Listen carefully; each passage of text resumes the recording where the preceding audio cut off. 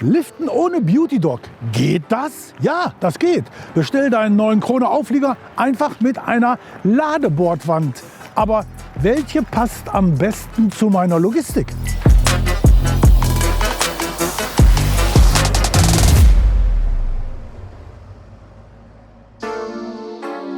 Du musst dich entscheiden zwischen stehend und unterfahrbar. Stehend in der Regel im Verteilerverkehr.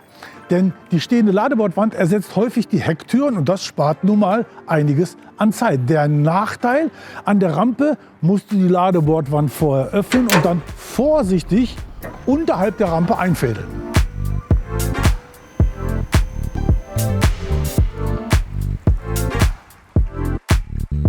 Also vielleicht doch besser die unterfahrbare Ladebordwand, denn die ist an der Rampe nicht im Weg, braucht dafür aber wieder solide Hecktüren.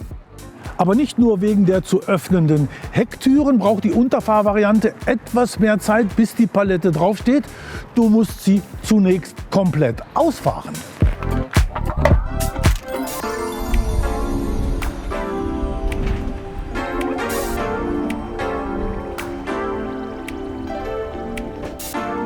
Und kannst dann erst das zweite Blatt manuell umlegen, also umklappen. Wirst dabei aber von dieser Torsionsfeder unterstützt.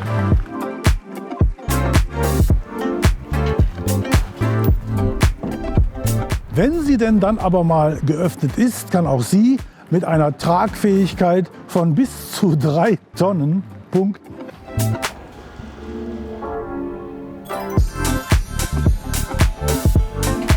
Aber egal, welche Ladebordwand es denn nun werden soll, sie muss auf jeden Fall mit Strom versorgt werden.